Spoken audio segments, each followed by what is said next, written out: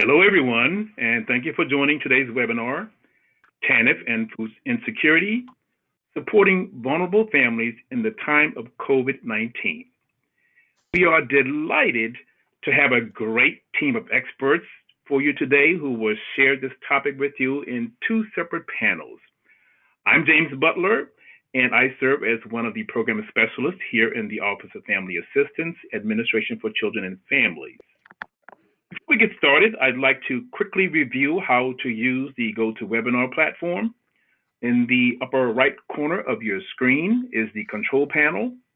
You can minimize or enlarge the control panel by clicking on the orange arrow.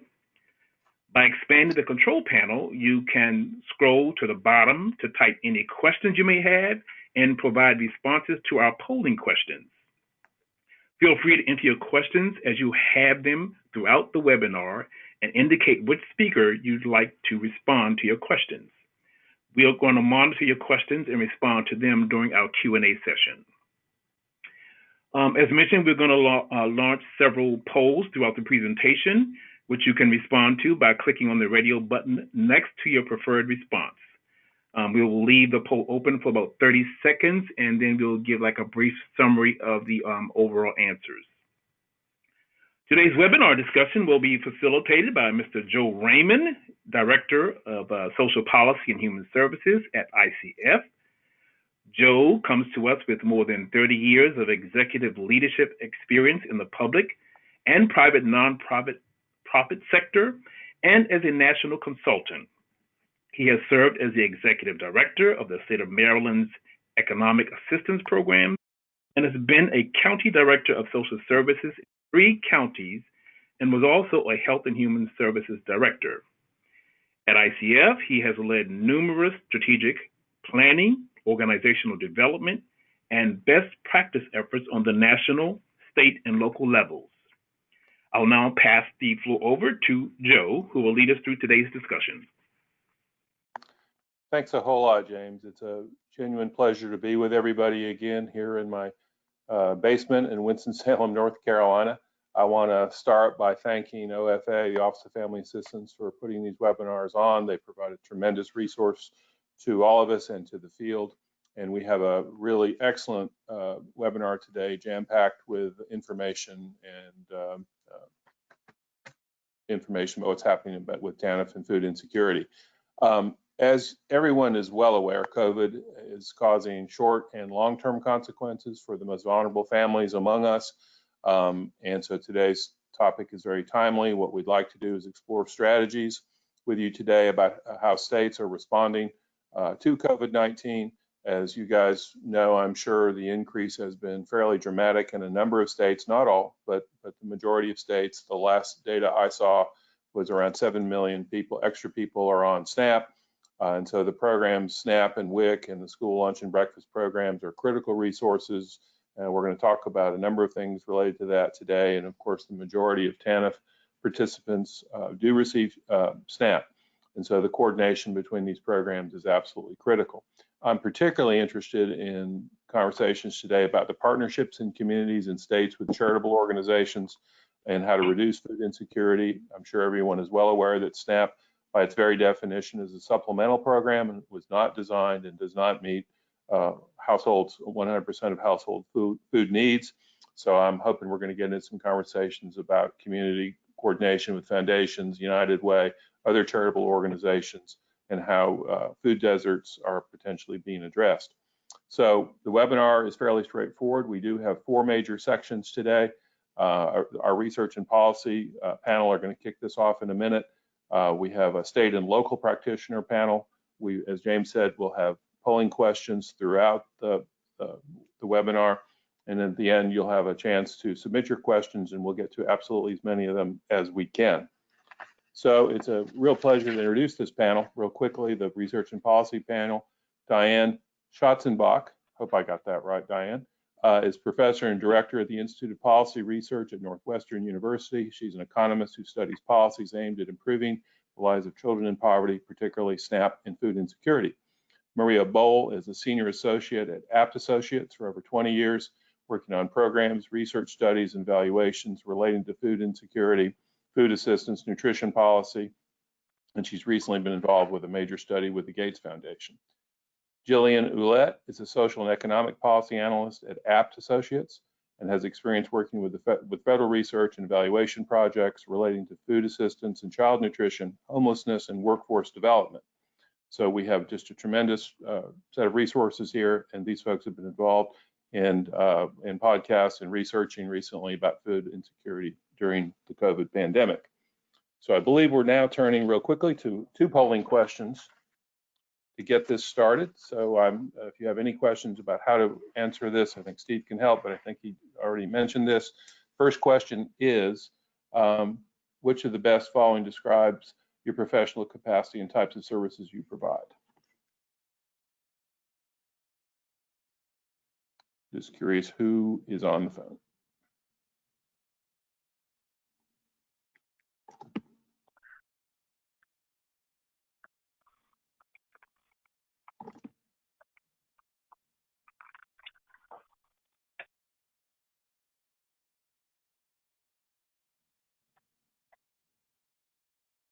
Numbers are coming in.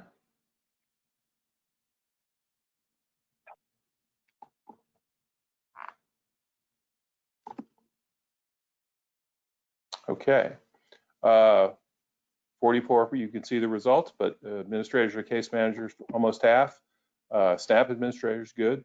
Other nonprofit and food bank folks, researchers, and a good group of people that's these categories don't fit. So that's a great mix.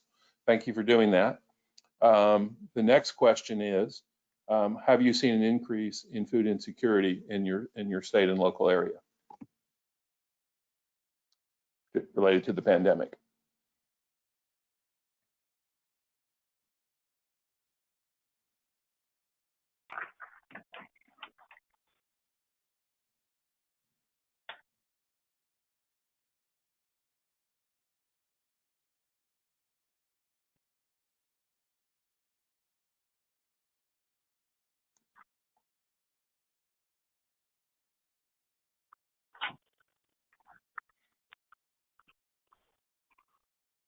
Okay, overwhelming response, yes. So a few folks don't know, and some folks have not seen it. And I know one state we'll have on today has reported basically they have not seen an increase. I'm very curious about that. We're talking about that. So thank you very much for that response. I'm now going to move into the research and policy panel, and Diane is going to go first, followed by Maria and Jillian. This will take they'll have about 25 minutes or so. We'll try to end around 1:40, and we'll have some time for some questions that we're going to direct to the panel when they finish their presentations. Diane? Hi, thanks. So I'm Diane Chantabach. It's very nice to be here. I can't apologize enough that I cannot get my webcam to work. I've been trying like crazy to make it work in the background here, but it's just, you know, some days these have a mind of their own. So I wanted to start, I'm an economist who studies issues around food insecurity and SNAP primarily, and I've been following very closely the impacts of COVID on food insecurity. So this graph in front of you shows food insecurity rates over the last 7 days for families, respondents with children, broken out separately by race and ethnicity. Shows you a snapshot of the entire pandemic. And what you can see, especially if you look maybe over at Black and Hispanic or Latino families, there was sort of a little rise. You know, it started off pretty high, 40% of Blacks, 35% of Hispanics or Latinos were food insecure. It increased a little bit up through July. And then has continued, came down over sort of the course of the last couple of months. And then we've just started in November to see it tick back up. Now, I want to be quick to say that these levels of food insecurity, you know, about 30% overall, a little bit higher for Black and Hispanic Latino families, are quite elevated relative to what we're used to seeing. On the eve of the COVID recession, we think that food insecurity rates, you know, for this group hovered around 10%. Now, of course, things aren't apples to apples. There are a lot of things that are different in the ways that we're collecting the information. So it's hard to say with great certainty that that things have tripled, but we can certainly say that it's elevated. We've been able to look a little bit across states. According to the data that's being collected by the Census Bureau, rates of food insecurity are elevated truly everywhere. And we've been doing research into understanding why this is. And there are three big factors. The first, of course, is that spike in the unemployment rate. You recall it increased to 15% at the beginning of the pandemic. People think a better estimate was closer to 20%. Still, for Black and Hispanic or Latino individuals, unemployment is in double digits. So, of course, that is a very primary driving factor. A second is, and we certainly see that families with kids are experiencing more food hardship. And that's in part because kids aren't getting the meals, at least most kids aren't getting the meals that they're accustomed to at schools or at childcare settings. And then the third sort of aspect of this was just the perfect storm for low-income families, that also prices for food have increased during this pandemic. So we can switch to the next slide, if you're willing. Oh, can I do that? I don't think so. Oh, there it goes. This next piece takes a deeper dive. So we've started to look at food insecurity, which is a broad measure of food hardship, which says that we as a family don't have the resources that we need to buy the food that we need to live an active and healthy lifestyle. But before people face hunger, of course, they take other measures. They switch, they stop buying meat and turn to more, pastas and things like that. They stop buying fresh fruits and vegetables and, switch to cans, things like that before they, in order to stave off hunger.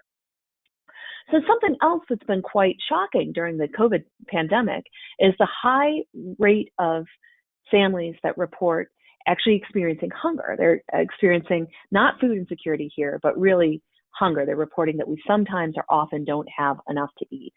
Nationwide, there are about 10 million children who themselves aren't getting enough to eat. And, here are what the numbers look like, again, broken out for whites, Blacks, and Hispanics or Latinos. And what you can see is in the most recent piece here, which is the end of October, almost 1 out of 4 Black respondents with children reports that they're not getting enough to eat in the last week. About 1 out of 5 Hispanic or Latinos. I've done the best that I can to try to then proxy, how much worse are things for a population that might be relying on the social safety net, might be TANF. We can only do that imperfectly with national data right now. But when we look at low-income women with children who are not elderly, these rates are even more elevated, which probably won't surprise you. About half report being food insecure, and about a third, fully 1 out of 3, are reporting that they're not getting enough to eat. A few other statistics that I wanted to mention is, while my colleagues will talk a little bit more about how SNAP and other programs have responded to this, something that's really set this situation apart is the large share of people who are getting charity food, free meals. About 14% of families with children reported that they received a free meal from a charity source over the last week. About 10% of those report that they received a meal from their school in the last week. And that is higher for Hispanic or Latino families. They are more likely to be getting food from schools. And about 5% of the entire nation says in the last week they had to go to a food bank. Those numbers are higher than we've ever seen before. Certainly you've seen the lines at food banks, and our friends in Feeding America and other places are reporting that they've got very high levels of need that we're working on. So just to summarize, I think we've seen a dramatic increase in food insecurity. And of course, it's not just limited to food insecurity. Other measures of not having enough money to pay your rent are also elevated. But very, very high levels of food insecurity, especially for families with children, in particular single moms with children. So with that, I think I'll turn it over to my colleagues who will dive into some more aspects of this.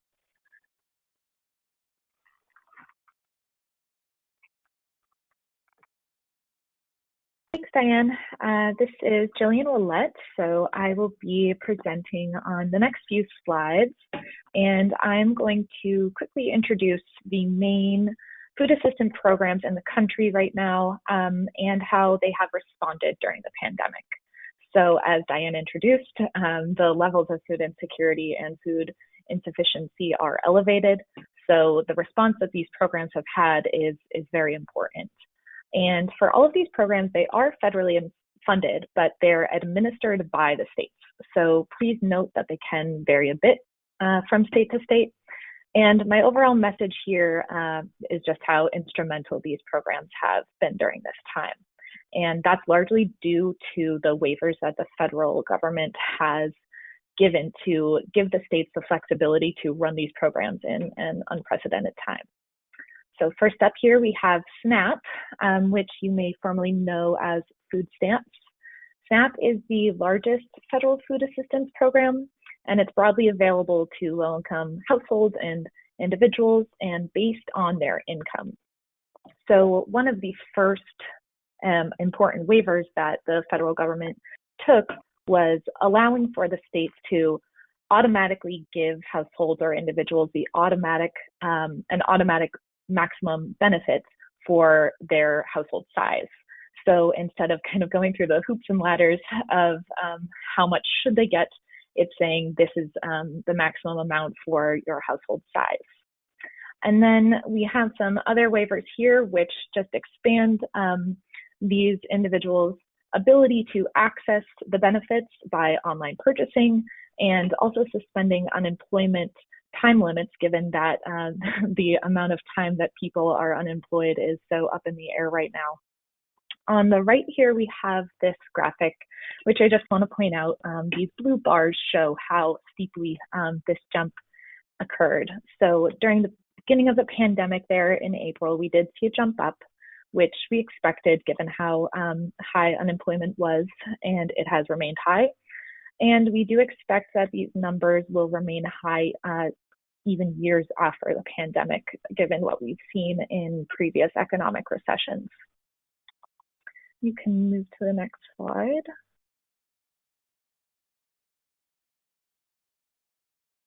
Next up, we have WIC, which the long name is the Special Supplemental Nutrition Program for Women, Infants, and Children. This provides nutritious foods, nutrition education, breastfeeding support, and referrals to healthcare and social services for WIC participants. And that, of course, includes pregnant women, postpartum, breastfeeding women, infants, and children under the age of 5. And first, I just want to call out this graphic on the right. It does show that it doesn't actually include the COVID data quite yet, because I wanted to show that over the past decade, we have seen the rate going down of those participating in WIC. However, that doesn't mean necessarily what you think it does at first glance, because there are plenty of people who qualify for WIC but aren't actually receiving the benefits, aren't actually applying. So this is an existing gap before the pandemic, and maybe one during the pandemic, which we will definitely do more research on. So some call outs here for the adjustments during COVID-19. A typical problem or challenge that was reported even before the pandemic was some issues around having to go in person to apply for or pick up benefits. So the federal waivers to allow states to allow virtual appointments and remote appointments or activities was really crucial. Right, and next slide. Next up, we have the school nutrition programs, which definitely has been quite in the spotlight during the pandemic. So you may be familiar with some of the adjustments that have been made. Schools meal operators dropping things off over in a bus. There are grab-and-go programs. There's been all kinds of adjustments. But prior to that, these school food administrators had to go through all kinds of requirements to receive the federal funding that they do. So before, they weren't allowed to do anything like that. There were rules about where meals were served and who was receiving them and at what time they were served. So the federal waivers here did allow for more flexibility in how they could be served. On the right, our graphic does show how in March and April, there unfortunately was a dip in the number of meals served. Unfortunately, we don't have the May and June data yet, which is released each year by the government.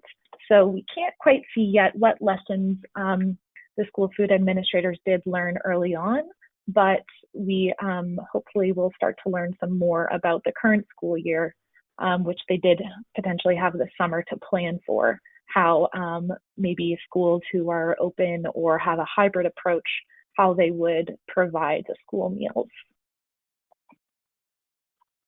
Right, and you can go to the next slide. Finally, I just wanted to review the pandemic electronic benefit transfer. So this is also called P-EBT, and EBT is something used before the pandemic as well, but it is what SNAP uses to deliver benefits on a plastic card, like a debit card, to SNAP recipients. So PEBT is this program that was quickly put up so that households who have children eligible for school meals could cover the cost of those meals that were lost because schools were closed. And this diagram here shows the national average, though it does vary by state.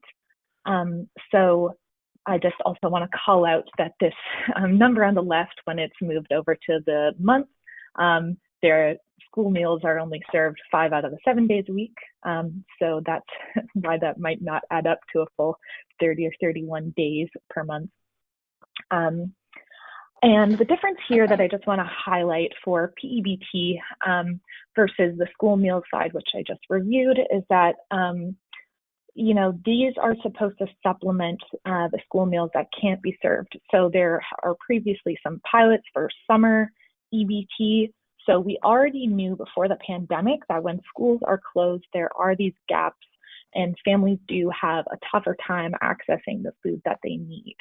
And quickly, I just want to call out that one study already has shown that the first week after the PEBT was issued, child hunger did fall by 30%, which was really encouraging. And next, I'll pass it over to Maria, who's going to speak a little bit more about research. Okay, hi everyone, and Diane, it's so nice to be able to see you finally. That's great. We are delighted to be here and talking to you all, and you can move to the next slide, please. As Joe mentioned, Jillian and I work together at Apt Associates. We've been doing a lot of work at Apt related to this topic. We've also been doing some podcasts and talking to experts around the country related to food insecurity, what's happening in local food banks, what's happening with federal and state programs. So that's been, I think, really interesting and could also be another resource for you all as we sort of get you out some resources after this webinar.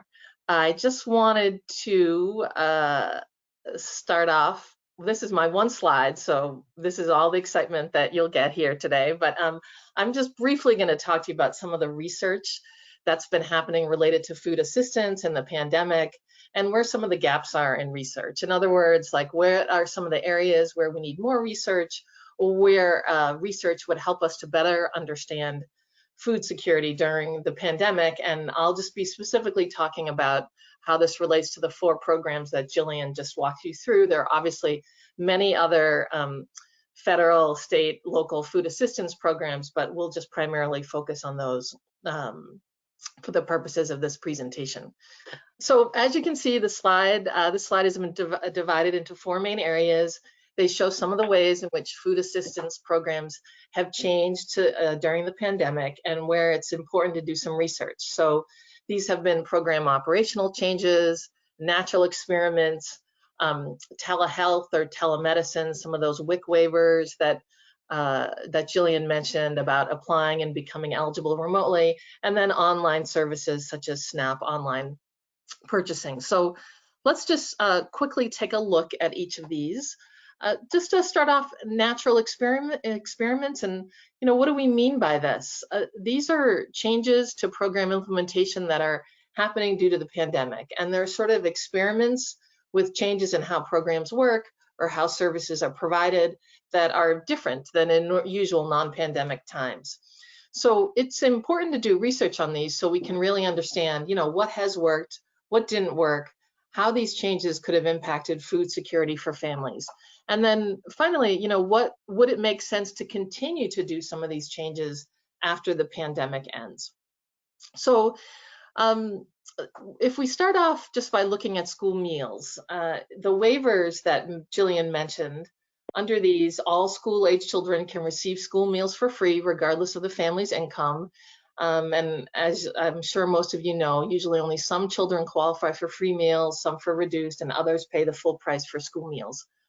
And for some children, the waiver means a free breakfast or lunch while they are in school. Right now, for others that are remotely attending school, doing remote learning, it means families or caregivers can pick up meals for free from certain locations or on a daily or weekly basis. And then in other community schools, actually deliver meals directly to families in their homes. We think that, understanding what happened under these waivers could have implications for something called universal school meals, which means that in non-pandemic times, all children in a school district or school could eat school meals for free, regardless of what their income is. This is something that's often thought about as a way to help increase food assistance to children and families, and also help to reduce some of the stigma with participating in school meals that often occurs, which, in other words, the idea that part of the idea that you can't afford to bring your own lunch to school. And this is universal school meals helps with this by making it free for everyone. So, right now we have this happening in school districts all throughout the US because of the pandemic, and it's happening in different ways. Each state and each school district is implementing these waivers differently. So what can we learn from it? And are school-age children getting more or less meals than before the pandemic because they were all free? What has been the impact on food security for these children? Is it feasible to implement this? In other words, what are the costs of offering free meals for all students? And can school districts still meet their own operating costs by doing free meals? So there's actually a lot of people already doing this kind of research, and some research has already been published. There has been a published research in September that did a case study of 4 large urban school districts in the pandemic and what was happening under these waivers, where researchers looked at what was happening in Chicago, Los Angeles, New York, and Houston school districts. And these really varied. As you saw from what Jillian presented, there has been an overall dip in participation in school meals, and this case study did show that as well. But each of these school districts really implemented these waivers very differently. And there were issues related to participation in places like New York and Chicago, where families used more public transportation versus the other cities such as Houston and Los Angeles, where families used more cars. So in terms of picking up meals and getting the meals when students weren't in school, that was potentially easier with families that you primarily use cars. So, and this research has a lot of other interesting information and takeaways. So some of the other gaps that will be important to look at is, while this was an example of case study that was done in urban school districts, what worked better or differently in remote or very remote school districts? And then how was food security really affected by these changes to school meals? That's something that well, we haven't seen yet. Did children's food security change since they could no longer get lunch or breakfast at school? Briefly about WIC, Jillian mentioned that for WIC, there's a waiver that said you could enroll families, certify them, give services over the phone, and waive the requirement for them to come in person. And so what did we learn from that? What do we know worked and did not work? Does this waiver make it easier or harder for families to participate in WIC? And then, if not, what other barriers need to be removed if these changes don't help families to participate? We do know that research had been funded prior to the pandemic for researchers to start trying out or to piloting small tests of sort of telehealth or more remote and electronic ways of accessing WIC and providing benefits. And these are sort of pilots that were funded to allow benefits and provide services over the phone, and then to look at whether or not this increased participation or made participation easier. But the pandemic and the waivers forced this to be kind of a nationwide implementation of pilots. And then again, what lessons learned from the pandemic could be applied in the future. For SNAP, it's similar questions. That we've seen large increases in SNAP participation. What can we learn from these? What worked particularly well, and why such an increase in SNAP versus other food assistance programs? And again, what are some of the implications for after the pandemic? I think, as many of you know, there's a big move to online shopping for many families during the pandemic, also true for SNAP families. Prior to the pandemic, our company was doing research on a pilot, doing an evaluation of a pilot online purchasing program for SNAP to look at how SNAP participants could make online purchases with certain retailers. And we are continuing to do that, and we'll be able to incorporate some of the pieces that happened during the pandemic in this evaluation. So that should provide some interesting information about what's feasible, what worked, what didn't work. And then finally, for pandemic or PEBT, there's already been some interesting research that Jillian mentioned. It showed that PEBT does improve food insecurity. And again, PEBT was implemented differently in each state. So research is being done to look at state-by-state comparisons of how it was administered in different states. And again, what worked better? Are there any models of implementation that are best practices that you all could use, when you're working with families or in your practices? And then other gaps that researchers are just starting to look at is how PEBT works with other food assistance programs, such as school meals or summer meals. And has there been any effects on retailer sales, particularly for small retailers who may have experienced a real decrease in customers and in sales during the pandemic? Okay, so we are looking forward to seeing the research that emerges from all of this work. And yeah, thank you very much. And I'm not sure if we're going to do questions now or moving on to the other panels. Okay, great. Thank you very much, ladies. That was excellent. I suspect we could spend a lot more time on everything you guys talked about. I want to start by asking a question. Diane, I've got a two-parter for you, but I'm pretty sure you can handle it. If you don't mind, say again the three factors that are affecting food insecurity, and can you connect those to any emerging strategies or strategies that ought to be taking place to better address food insecurity, but also the root causes of food insecurity? Yeah, so I would say the three driving causes are the spike in unemployment, right? Food insecurity looks different when we're in the middle of a recession than it does when we're in an expansion.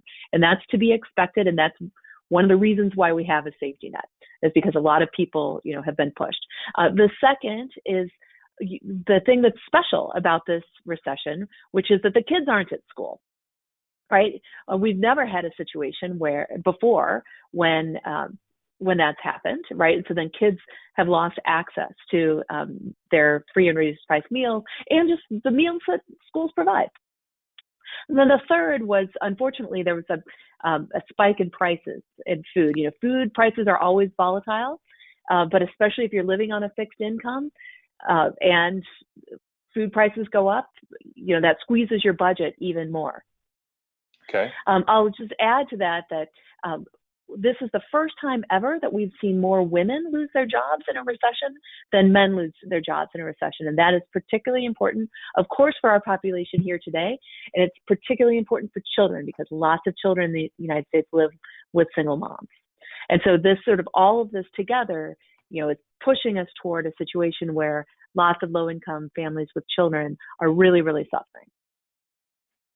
So that I think it's very important to understand what these factors are. So what strategies could be employed by states that certainly would address the short-term food insecurity issue, but might also address the longer-term factors you just mentioned? So of course, the number one has got to be we've got to get this virus under control. I think we're all, you know, following the news every minute to figure out, you know, when are we going to get these vaccines and let's go. But then when that happens and the economy starts to improve again, something that we know about every recession that's ever happened is that low-income workers with low levels of education are the last to regain their jobs. Yes. You know, so this is going to be with us for a long, long time, especially, you know, in the poverty space. And so, honestly, our best friend here is getting the economy moving again. And in the meantime, you know, we've been very impressed with the actions that Congress and local agencies have taken to try to, you know, make this safety net as responsive as possible. And I point out things would be even worse if it weren't for all of these drastic actions.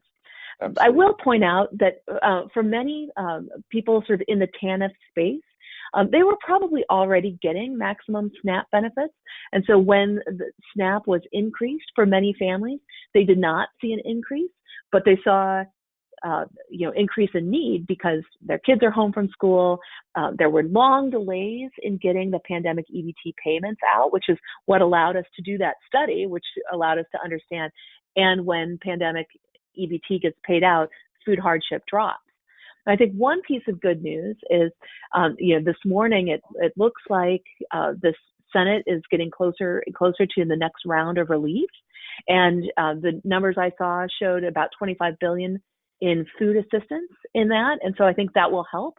And what we desperately need, from my perspective, is to take some of the pressure off of the charity food system, which is just working overtime right now. You know, like I said, about 6% of people in the United States say in the last week we got free food from a food bank, and that it's amazing the work that they've done, but it's just not sustainable. Right. Thank you. Maria and Jillian, can you talk for a second about your podcast, Keeping America Fed, and what you're learning and what you're seeing and what you're hearing? What would be the highlights of this effort?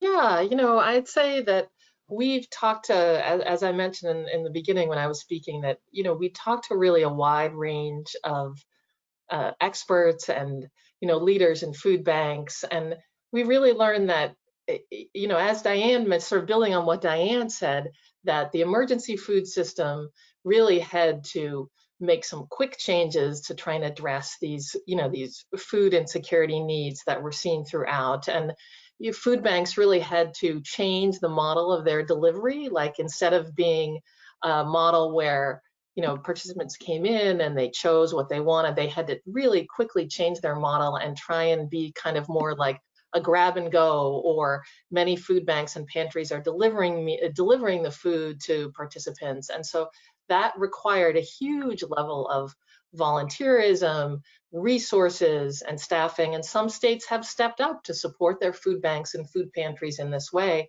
But it is something that I think is going to be very challenging to sustain. And while it might have been kind of a stopgap effort that people thought would be short term, it's now evolved into a very long term experience. So, but I think we've also heard like some of the research pieces that we've talked about, and I also want to give Jillian a chance to respond to. Did you want to add anything as well, Jillian? Well, just to add on one piece, I think something we heard from someone we spoke to in the podcast from the Food Research and Action Center, I think as well as at the local level, but also at the national level, state level, people had to make these changes that normally would have taken a very long time to discuss and come up with a plan. And everyone acted really quickly, and that just was critical. And so I think what we've all seen on the news with lines outside of food banks and lines of cars picking up school meals, we have seen that this need is there, and it's more visible than ever in most people's eyes. So I think, what we're kind of hearing is this is going to last, unfortunately. But what can we learn from what's going on now to kind of reduce burdens on people to get support that each person needs? We need to eat, and we need to keep our kids fed. So it's just been eye-opening for some people, but at the same time, hopefully will give us some momentum to move forward with new innovative ways for some programs. Thank you very much, ladies, and please stand by as we continue. You're going to be back on the spot when we get to the question and answers. And Diane, I got to say, I think of the point you made about TANF and SNAP being a predictor of economic downturn and a lagger of economic recovery is really, really important as we think about the long-term strategies and who's being affected in food insecurity, but also across all of the social determinants of health factors that these populations are impacted by. So I hope maybe we can talk about that a little bit in a second. I'm turning now, Steve, to the polling question. We have a third polling question coming up. Okay, what new challenges have emerged or increased in the time of the pandemic related to food insecurity? We have 4 choices and another. You can see these.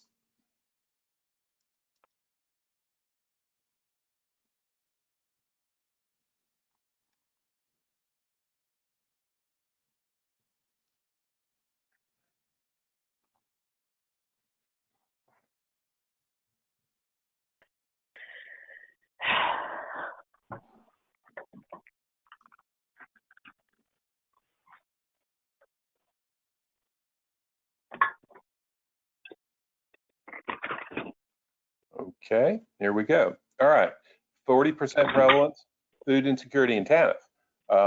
Numbers of families applying, so unaware of how to apply for state, local programs. I'm particularly interested in that, and maybe later we can talk about the impact of virtual services and then access and availability. Thank you very much. We're now going to turn to the state and local practitioner panel, and we have 3 folks that are going to be working with us today. First is Tiki Brown, who's Director of Economic Opportunity and Nutrition Assistance for the Minnesota Department of Human Services. Tiki is responsible for the leadership oversight coordination efforts of SNAP and the Office of Economic Opportunity and multiple programs associated with this. Alexis Fernandez, hi Alexis, is the branch chief for CalFresh and Nutrition for the California Department of Social Services. She is responsible for the largest SNAP program in the United States, as well as issues relating to outreach, nutrition, employment and training, disaster SNAP, etc. These ladies are going to talk for about 5 minutes each, and then I'm going to turn to my colleague Louisa Jones, who's going to substitute for another panelist, Julie Garreau, who could not be with us today, and we'll have a chance to engage in a few questions as well. So Tiki, you're on. Okay, thank you. Yes. All right, so we'll move right into my next slide, where I thought I would just show you a map of our COVID cases that are being reported. Obviously, we're in a severe surge, and we are currently at 264 days of our peacetime emergency in our state. And the next slide.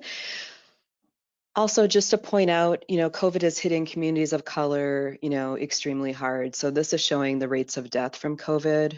per different groups, and the rate of occurrence is following the same trend lines. So that gives you just a little bit of context as I walk into my next examples. So I just wanted to highlight 3 different examples on the next slide that I'd like to just, explain how we're addressing food insecurity in our state. One is through the food security work group that our governor's office put in place at the very beginning of the pandemic. I'd like to highlight a community partnership that we've put in place with the urban American Indian community, and then just touch briefly on our program policy decision that we made, just with some of the data that we've been able to capture as a result of the pandemic. Next slide. So our food security work group, the mission from our governor's office was really to pull together a variety of state agencies and really focus in on creating access to food, both for the duration of the pandemic and then also in the recovery, which highlights nicely what the folks ahead of me were saying. So just recognizing that we need something now, and we also need to pay attention to folks' food access after and in the recovery aspects. So just in the strategies, you can kind of see, a pretty wide variety, really helping focus in on food banks and food shelves, highlighting our work with tribal nations, public benefits. Number 5 is also involving the work of our SEOC, which is the statewide Emergency Operations Center. So pulling together all of these teams and state agencies to really help address the needs during the pandemic. And in the next slide, you will see the result of some of that work. So we have, through the I guess implementation or the setup of this food security work group, we have had access to a variety of state and federal funds. And so we've been able to pull about $93 million of state COVID funds and other state legislative resources to really focus in on some of the food needs and help implement that into our system. I'll just mention the second line down talks about summer PEBT. And so that was a very specific program that we implemented following our pandemic EBT issuance. Our governor's office was really interested in helping provide some food benefit to folks during the summer months. And so we were able to provide a $100 benefit to folks who, both our SNAP and MFIB population, as well as our national school lunch population during the summer months, for an additional $30 million. Next slide. Our Urban American Indian Community Partnership. So after George Floyd's murder, the urban American Indian population was particularly hit hard by destruction of property. And so this was already a vulnerable population in our city and in our state. And so we pulled together a variety of organizations and community members to really determine what were their needs and how could we help address their needs in the aftermath of George Floyd's murder. And so we were able to get over 500 hot meals delivered to low-income housing. We were able to partner with WIC to get baby formula delivered, and then also pull together some pop-up food distribution sites because the grocery stores were closed. And so people just didn't have access to any type of food in the midst of a pandemic as well. Next slide. And as was mentioned previously, SNAP is increasing. And so prior to the pandemic, we've been seeing actually a decrease in our SNAP participation for some time. We have a pretty good economy in our state, and you can just see the massive increase that we saw once the pandemic took place. We ended September with about a 14% increase. The next slide shows MFIB, which follows a similar trajectory. I think we ended up about 13% in September increase. And this trend follows our other cash assistance programs. They all are seeing the similar increases. Next slide. And I just want to touch a little bit on our recertification process. So as was previously mentioned, we have had the benefit of being able to utilize many different waiver options.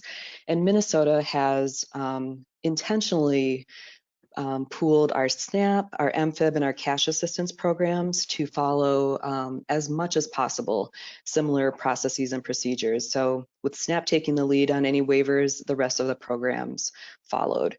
And so when our waiver ran out for recertifications in September, we started to really pay attention. We really wanted to focus in on what was the impact on our populations.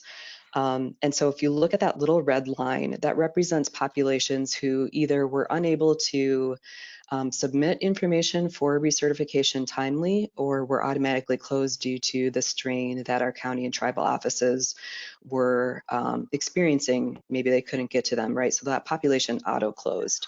And so when the continuing resolution occurred and we had that option to restart our recertification process, we really dug deeply into this great example we had, from starting recertifications, stopping them, and then what would that look like to restart. And then on the next slide, you will see, as we began to dig into the data, we also found that the disproportionality really mirrored our COVID cases, right? So the people of color were disproportionately impacted by our auto closure when recertifications began again. So all of that, coupled with our SNAP increases, our rising rates of COVID cases, really helped us make the case really strongly that we needed to begin, our recertification process again, really weighing against that idea of confusion among folks, the massive communication efforts that entails. All of this data really helped. So my last slide is really just to highlight just some of our key aspects, how we've been thinking about food insecurity in our state, really trying to focus in on our programs, our policies, our procedures to help people shelter in place, to really reduce that community spread of COVID, right? So as many waivers as possible to prevent people from needing to go out into the community to gather documents. That was a significant effort. Focusing some of our state resources to help grocery stores get wireless equipment so that people could do curbside pickup with their SNAP cards if we didn't have Amazon or Walmart in our rural parts of the state. Really providing some workload relief to our county and tribal agencies. We are a county administered state, and so that increase in need was really having an impact on our eligibility workers, and then really paying attention to the stress on our community resources. So despite the increases of funding and support that we are able to provide to our community groups, we also know our eviction moratorium was coming to an end. Some of the federal funding that we were receiving is also coming to an end. So looking at sort of a cliff effect that was happening in the community among some of their spread thin resources, really trying to make sure that our policies and procedures at the state level were really looking at all of these. Thank you. Excellent, thank you so much. I have a number of questions, Diki, but before we get to that, Alexis, your turn. Great, so thank you for having me. Again, my name is Alexis Fernandez with the CalFresh Nutrition and Nutrition Branch. CalFresh is California's name for the SNAP program. We oversee a variety of federal nutrition programs, including SNAP, employment and training, and our emergency food programs here in California. And before I start, I'll piggyback, as Tiki mentioned, is happening in Minnesota. We're also experiencing a significant surge of COVID-19 in California with disproportionate health and economic impacts on people of color and immigrant populations, as well as women. And so today I'm going to get into a bit of the nitty-gritty of our response, but it's in that context, similarly to Tiki's comments, that we are kind of approaching this work. So we'll go ahead and go to the next slide, where I highlight, to give you a sense of the volume, the statewide weekly application volume for 2019, the blue line, to 2020, the orange line. and this is for SNAP applications. And so our volume peaked in April and has since declined, reaching kind of our 2019 levels. But I will note that 2019 for us was a high volume year. We had just expanded SNAP to SSI recipients, which explains why 2019 also had some significant peaks. And so when you're looking at 2020, you really should be comparing it to previous years. And this is significant volume that has held quite steady as we've moved through the pandemic response, and it's not surprising. We'll go to the next slide and look at our TANF or CalWORKs weekly application volume, again, for a sense of what we're seeing in terms of need. This chart similarly compares statewide application volume for 2019, the blue line, to the 2020 volume, which is the orange line. A similar trend, though, for our TANF program, we saw that volume peaked a little earlier than SNAP near the end of March and has since dropped below 2019 levels. And in speaking to my colleagues over CalWORKs or TANF, this is driven primarily by the infusion of unemployment benefits. And so I think this speaks to what we would anticipate in both programs if unemployment benefits were to end, is another significant bump in both SNAP and CalWORKs applications. Not surprising. We'll go to the next slide. Applications, of course, turn into active cases. And so this slide shows you our SNAP caseload over time, the green bar representing total individuals and the purple representing total households served. And our caseload reached an all-time high in June 2020 at just over 4.8 million individuals. This peak represents more individuals and households than we've ever served in our program's history in California, far greater than the response to the 2008 recession. And again, with the caveat that this was driven, as well as the pandemic, by the expansion to SSI recipients. So from June 2019 to this year, while we were addressing the pandemic, we also added about 600,000 individual SSI recipients to our caseload, contributing to that kind of overall growth. And so it's an interesting picture in California. We were increasing going in, experiencing high volume and caseload growth, and then seeing that increase even further in response to the pandemic. We'll go to the next slide. As has been the case in other states, our focus since March has been both on access and some workload relief to address that workload volume and ensure that we are ready and able to process applications as they come in. So we'll go to the next slide and get into some of those flexibilities around access and administrative relief. As Tiki mentioned, there were a significant number of federal administrative flexibilities. Our top goal was to align with our TANF program whenever we could on reporting and interviews for EBT online purchasing, including our CalWORKs benefits in that expanded access to online shopping, and really focused on joint technical assistance, joint policy guidance. We are also a county administered state with quite a bit of independence at the county level, and so doing this together really is the way for us to ensure that consistency in application. We'll go to the next slide. So here, I want to highlight some of the work we've done in the workforce services space. We've only begun to adapt the workforce services that we're offering across both our TANF and SNAP employment and training programs, but I'll highlight a couple of kind of immediate responses. To support clients in accessing resources via remote and distance learning, we've partnered with CellEd to make employment and training services available on electronic devices, including phones, where you don't need online access or data to engage in the services. Under our current model, we've kind of set the agreement at the state level and then have allowed counties to opt in.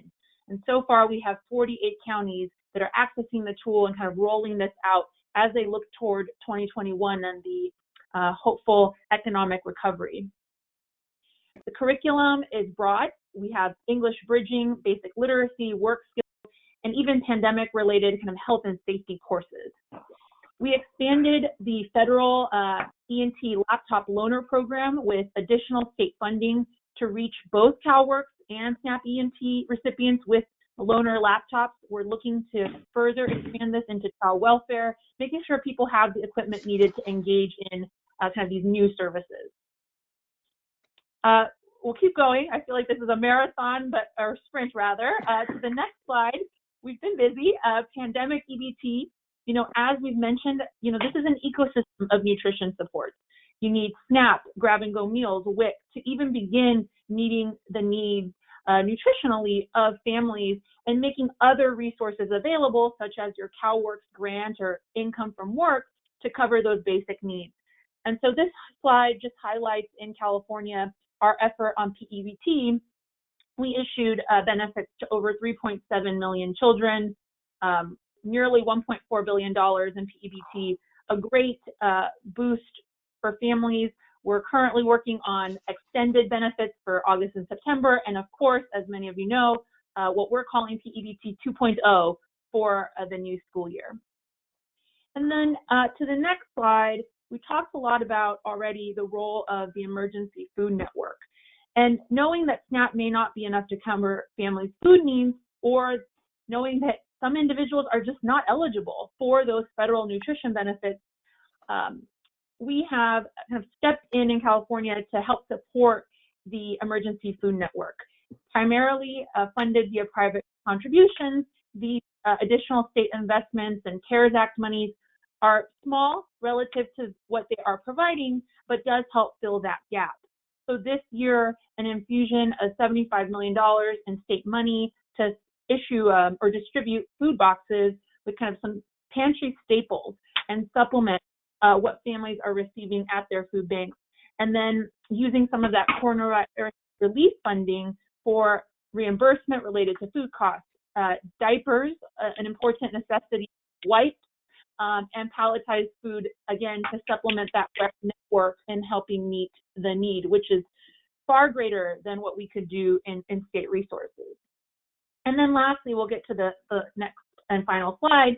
Because wildfire season is an annual occurrence in California, amidst the pandemic, we also responded to a number of fires statewide. Again, that kind of ecosystem of nutrition support.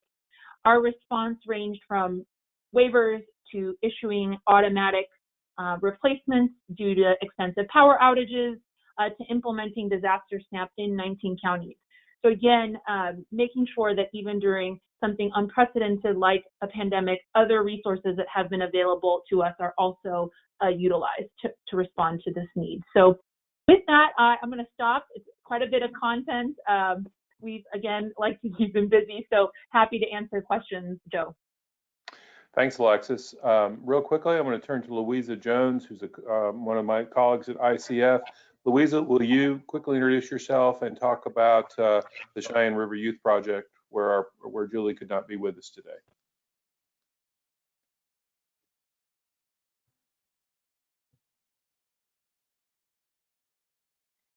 Louisa?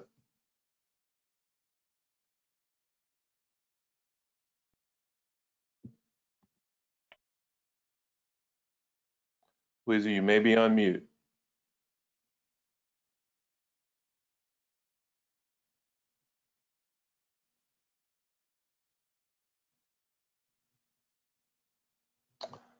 This is sort of like radio when we have dead air. We don't want this. So Louisa, we cannot hear you. Alexis, can you hear Louisa? Okay. Okay, I'm going to move on then to a couple of questions. And if Louisa, we work out our technical difficulties, we'll bring you back. There's a number of things you guys mentioned, Tiki. Can you guys talk a little bit? The role of the state is so important in whether a state administered system or county administered, about coordination of TANF and SNAP. Have you all done any, what advice would you give to states about emphasizing the need for local offices to coordinate programs, to reach out to people, to think about access, and to certainly reach out to charitable organizations to meet the full needs of households? Or have you done any policy work in this area or any special communications work in this area? Tiki, you want to start? Sure. Well, I started my career actually at the state in SNAP outreach, so I'm all about outreach.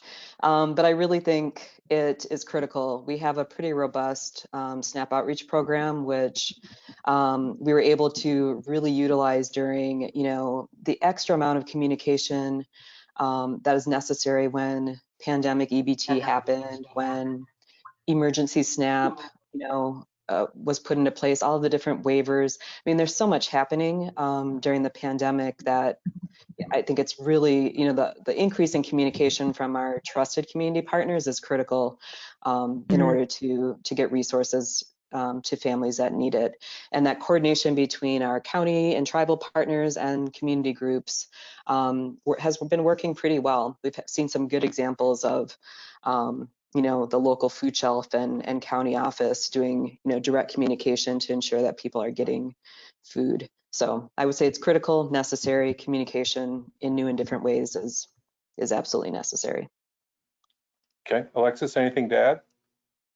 I would wholeheartedly agree. I think for us at the state level, we have to model what we expect in terms of the engagement with our clients. And so as we engage with counties, we have to present that streamlined kind of full holistic picture of policy guidance or, system automation so that they are equipped to do that locally.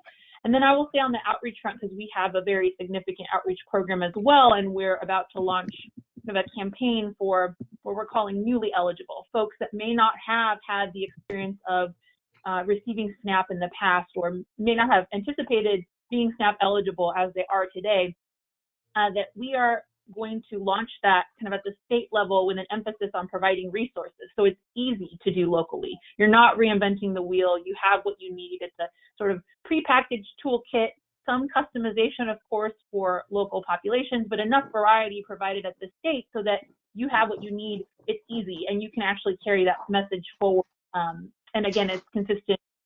There's some shared imagery and messaging and whatnot. So I think we've, from the expansion to SSI recipients, sort of learned to do that outreach work a bit differently. So we're moving more as a state, even when we're messaging to clients. Same. Thank you. I think that's great, both for the short-term need and also, again, for the long-term needs. These folks, the barriers to any version of self-sufficiency is only going to increase. The barriers are going to increase in the next few years, and we're going to have to think very broadly, I think, about supporting families across the board. Last question for you two is, you both mentioned some version of workload relief, and having lived through the 2008 recession in the middle of a new information technology system, my ears always perk up. Do you have any advice or specific policies you have put in place to support workload relief in whatever form that might exist? Use of contractors, different ways to screen, kiosks, certainly integration of policy, but what can you speak to that at all in a more practical way?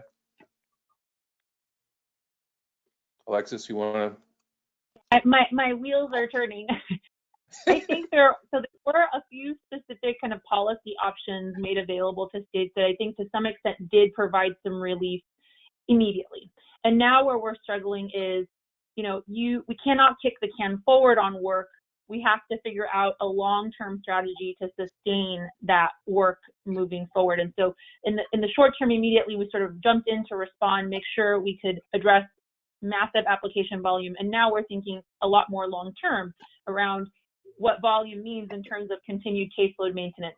And so I think there are some options that we employed, but longer term, it's more along the lines of what you suggested, trying to do, work smarter, not harder, really look for efficiencies in our existing system and taking this as an opportunity, if it is one, to kind of reassess how we are just functioning on a day-to-day basis. And so I think it's those existing tools, not likely significant new investments in this climate, so we really have to look at what we have and use it more effectively. Right. Okay. Tiki, anything? Yeah, I mean, I would agree. I think we're in the same situation, really trying to look long term. Initially we really focused in on access. How do we ensure that, everybody was set up with the new, with everyone working from home, and how to ensure that client access continued and all of those worked well, all those new systems and procedures. We did implement during our PEBT a texting pilot in which we communicated to clients when they received their benefit, and we are really far behind in terms of our technology. And so that was a significant leap for us, and it went really, really well. We had 93% of recipients say they would like to continue to receive, texts from the state. And so we've been in communication with our county and tribal partners to figure out how can we do that as this continues as a communication tool or a reminder or a mechanism to help, continue that communication and coordination. I think it's really important. Real quickly, we had a chance to do an informal research project on how call centers and customer care centers were being utilized. And I know the one, and I do not know about California or Minnesota, but one state had a policy and approach to what I thought was just very important, was that the service you receive should be indistinguishable from any portal you go in, whether it be a call center, whether it be a walk-in, or whether it be a electronic interaction through a web-based system. That had many ramifications for how they used their resources and where they even deployed people. And I think that made so much sense. And I think we'll be talking a lot more about how to use call centers in different ways, including employment programs down the road. Louisa, I hear a rumor that you are among us now. Yes. And Excellent. Sorry for that. Technology shut down on me right when I needed to talk. So I just wanted to step in for Julie. She is unable to participate today because the tribe, they're located in South Dakota, and they are under a tribal kind of shutdown for a week and a half to try to get the pandemic kind of under control. But they are continuing emergency services, so she is busy wearing other hats. So I just wanted to go through her slideshow a little bit with some of the photos from their wonderful project that they have.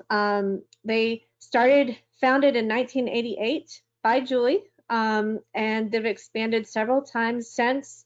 They started with the youth center where they had arts and crafts and literacy and wellness and gardening. And now they are a 26,000 square foot teen center. They have a 2.5 acre leading lady garden, and that is all around native food sovereignty. And they also have a social enterprise operation where they have a cafe, a gift shop, a farmer's market, and that all provides not only food and nutrition for the tribal members, but also hands-on training and employment opportunities for the youth and adults there. They also have some of those wraparound family services that Tiki and Alexis were talking about that are important around heat, toy drives, school supplies, winter clothing, diapers, baby supplies, formula, etc. And they also have Lakota Arts Institute, where they do a lot of arts and crafts and cultural activities. And so they are very active there. And she has the website here if you would like to go. There's some videos and some more information on each of those separate programs if you are so interested. That's excellent. Thank you very much for that. Real quickly, if we can do one more polling question, and this is, I think, an important one about what you folks need. Steve, question is, what strategies do you think may be most helpful for your particular agency or program? Pick the top one, so just pick one, please.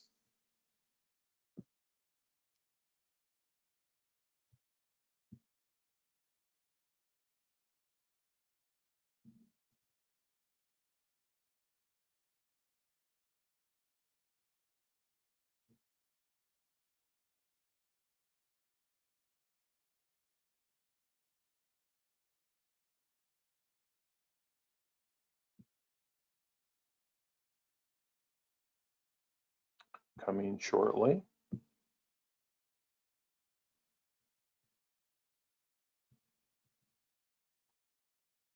Okay, increased flexibility or eligibility policies and procedures. I think I can understand that.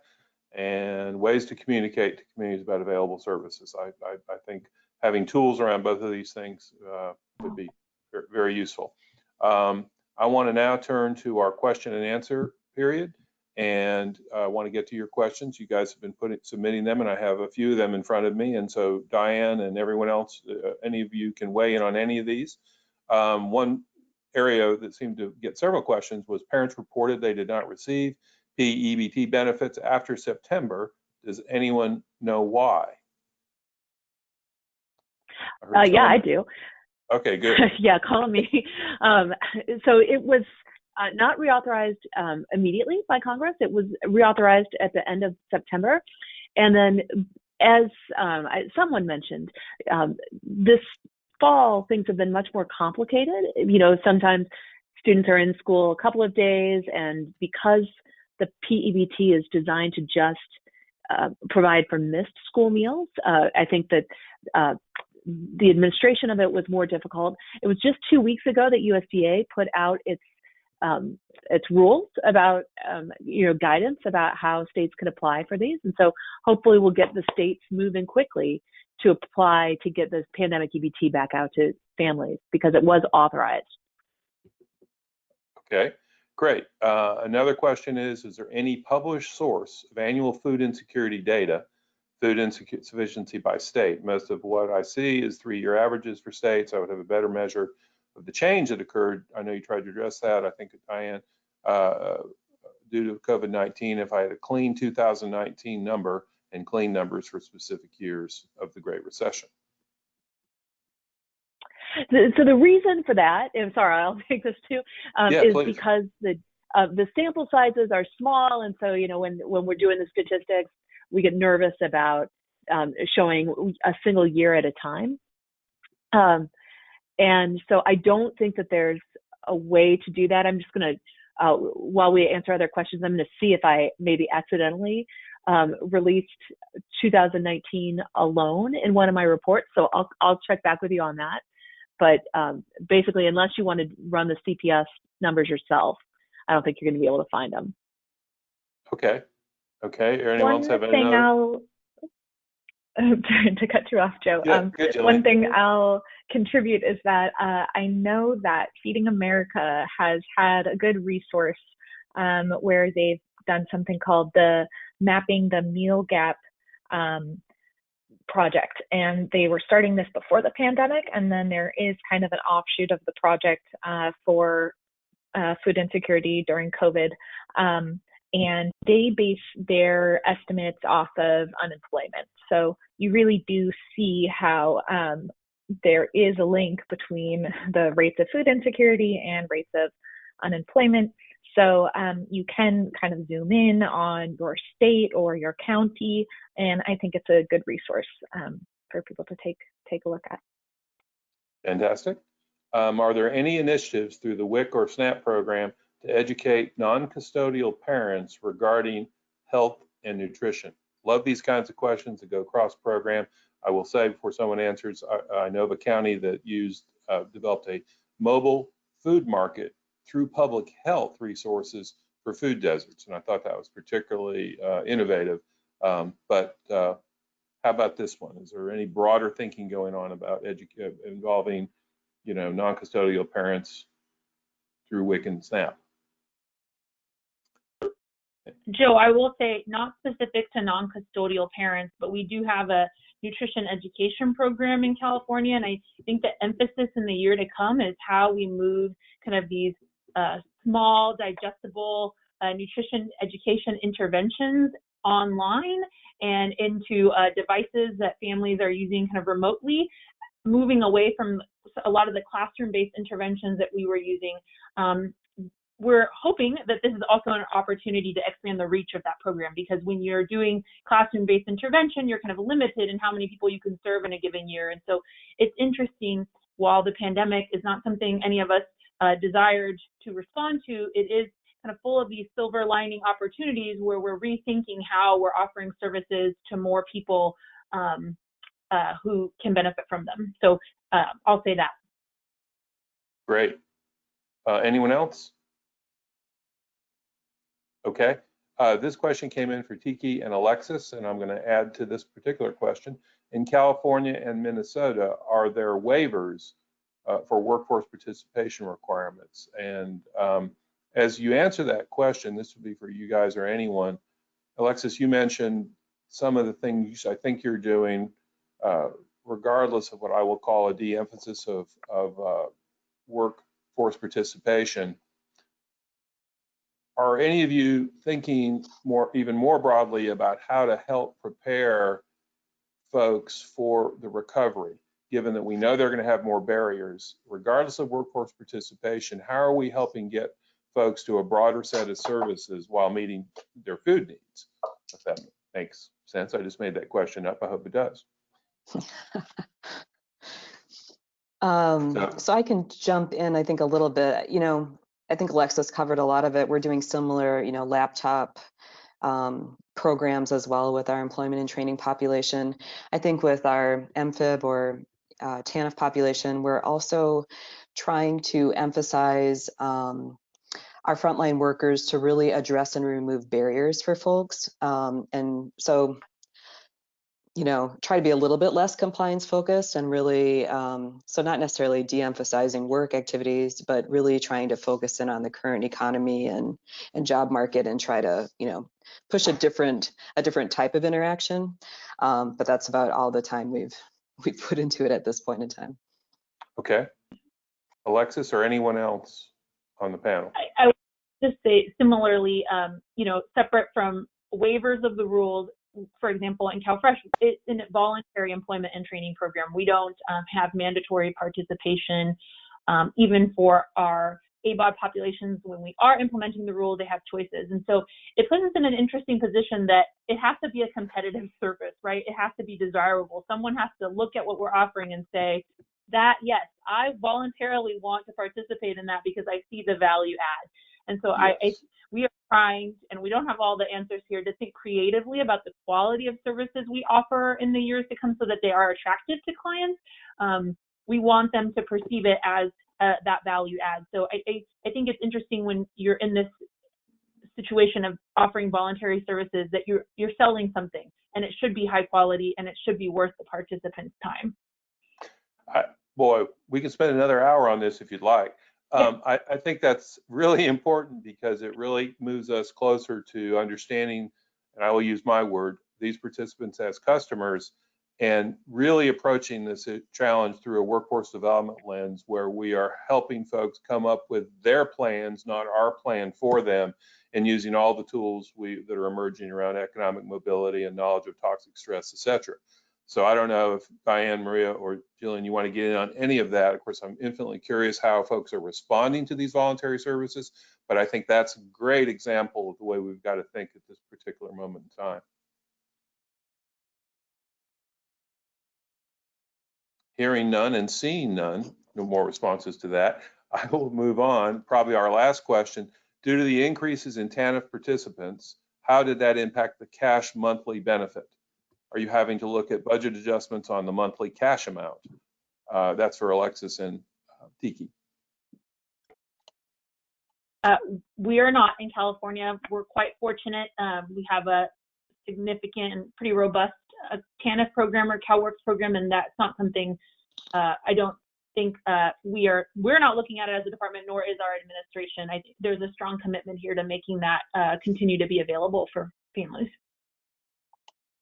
And I think in Minnesota, we have, our Minnesota Family Investment Program, because it's we're the only one, right, in this particular waiver, it operates a little bit differently. And so we have had that commitment and I think probably state law to follow SNAP. And so it eliminates any of the, fiscal concerns as state budgets get tighter.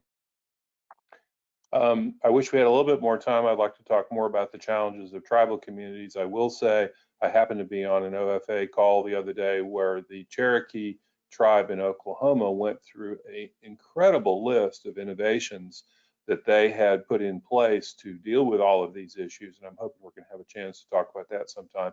But there are folks doing some very innovative things, certainly the folks we've heard from today. And I hope we can find even better ways to help folks find what the emerging best practices. I think we're going to one more polling question. Thank you all for that. I'm glad we were able to get to those questions and answers. I'm sure we could go on for quite a while, but I want to honor your time.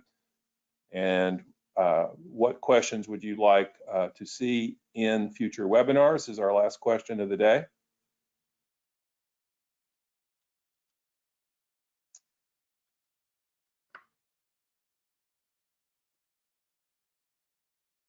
And I assume you know you use the chat feature to answer this.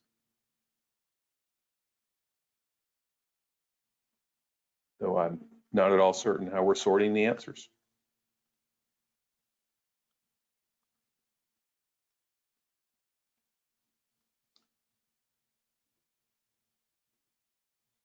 Here are some resources in the meantime about additional information. So if you weren't able to respond to the chat, then you can certainly give us feedback that we'll be able to look at. I want to thank all of you for your contributions today. It's a genuine pleasure and honor to work with folks who are out there doing the kind of research and work that you do in the real world, and I sincerely appreciate it. I'm now going to turn this, James, back to you. Thank you, Joe, and just want to give a great big thank you to all of our presenters, to Joe for moving us smoothly through this discussion, and most of all, for all of you who joined us for this webinar today. As a reminder, webinar resources, speaker bios can be downloaded from the control panel on the right-hand side of your screen. And as always, a recording of today's webinar will be available in the coming weeks on the website that you see before you, which is peerta.acf.hhs.gov. We appreciate you helping us expand our network to reach a greater number of people by directing interested colleagues from your local, state, and tribal networks and agencies to our website, which is also before you, which is the second link that you'll see. We will launch a quick survey for you to complete regarding today's webinar, and that should appear in a separate pop-up window as the webinar ends. Your feedback is important to us, and it helps us to inform future webinars as and we do appreciate you taking a couple of minutes of your time to complete the survey. Thank you for your time today. We look forward to your participation on future webinars. Everyone have a pleasant remainder of your day and continue to remain safe.